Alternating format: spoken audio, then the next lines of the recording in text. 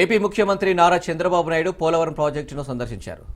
990 కోట్ల వ్యయంతో చేపట్టిన డయాఫ్రమ్ వాల్ పనులు, ఎగువ దిగువ కాఫర్ డ్యాంలను పరిశీలించారు. అనంతరం సహాయపు పునరావాస కార్యక్రమాలపైనే ప్రత్యేకంగా సమీక్షించారు. కాంట్రాక్ట్ సంస్థలు, ఇంజనీర్లతో సమీక్ష జరిపారు. అయితే 2027 జూన్ నాటికి పోలవరం ప్రాజెక్టును పూర్తి చేస్తామని సీఎం చంద్రబాబు నాయుడు వివరించారు. ఇక ఇదే అంశానికి సంబంధించిన మరింత సమాచారం మా ప్రతినిధి మోహన్ అందిస్తారు. పోలవరం ప్రజల జీవనాడి అని చెప్పేసి చంద్రబాబు సుస్పష్టంగా చెప్పారు. ఎందుకంటే మనం ముందు నుంచి చూసుకుంటే పోలవరం ఇప్పటికీ 34 సార్లు ఆయన పోలవరాన్ని విజిట్ చేసి గత ప్రభుత్వ హయాంలో, అంతకుముందు ఉన్నటువంటి టీడీపీ ప్రభుత్వ హయాంలో, అప్పుడు ఆ రోజు అయితే సోమవారం పోలవరం అని చెప్పి ప్రతి సోమవారం కూడా ఇక్కడికి వచ్చేవాళ్ళు.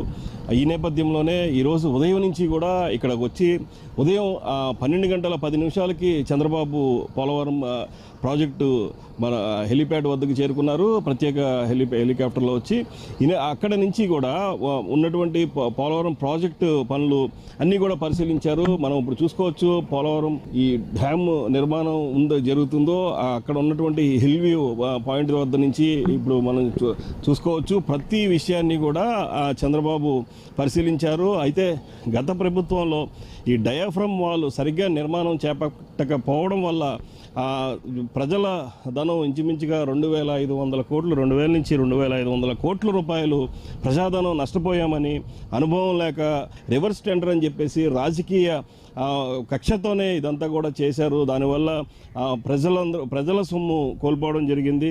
అలాగే కీలకమైన మార్పులు వచ్చాయి. అప్పటికీ కూడా పోలవరం ప్రాజెక్టు అనుకున్న వెంటనే ఒక సంఘటనని ఆయన ఉదాహరించారు.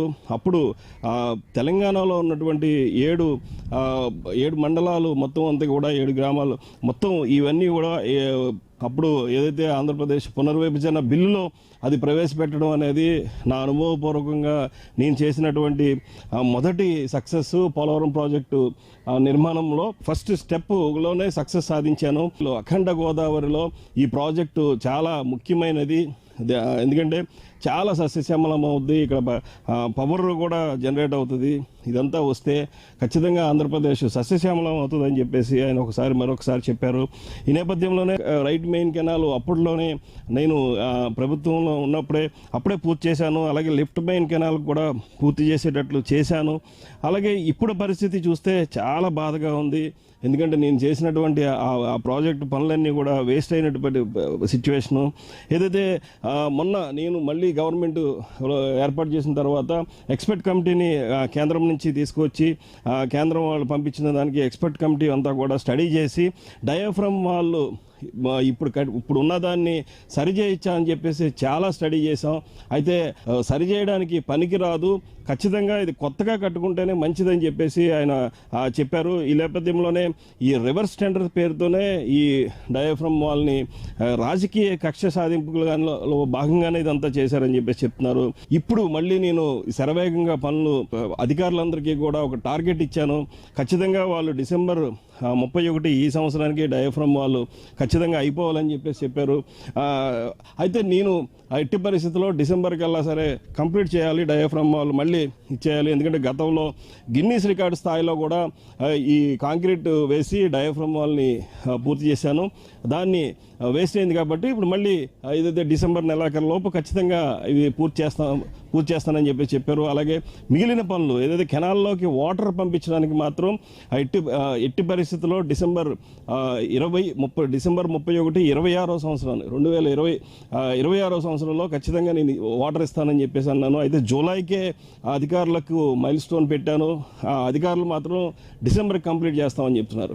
ఓవరాల్ ప్రాజెక్టు చూసుకుంటే మొత్తం కూడా పుష్కరాలకి ముందే జాతికి అంకితం చేయాలని చెప్పేసి పూర్తిగా ఒక సంకల్పంతో ఉన్నాను. అయితే అధికారులు మాత్రం 2027 డిసెంబర్ 31కి ఈ ప్రాజెక్టుని పూర్తి చేస్తామని చెప్పేసి వాళ్ళు అంటున్నారు. అయినా సరే జూలైలోనే ఎట్టి పరిస్థితుల్లో కంప్లీట్ చేస్తామని చెప్పేసి చెప్తున్నారు. ఈ నేపథ్యంలోనే మొత్తం అన్ని ఏర్పాట్లు చూసుకునేటట్టు అధికారులతో కూడా సమీక్షా సమావేశం చేశారు. అలాగే ఏదైతే ఈ నిర్వాసితులతో కూడా మాట్లాడారు. నిర్వాసితులకు కూడా ఎట్టి పరిస్థితుల్లో అన్యాయం జరగకుండా కేంద్రం నుంచి ప్రత్యేక నిధుల్ని సాధిస్తాను.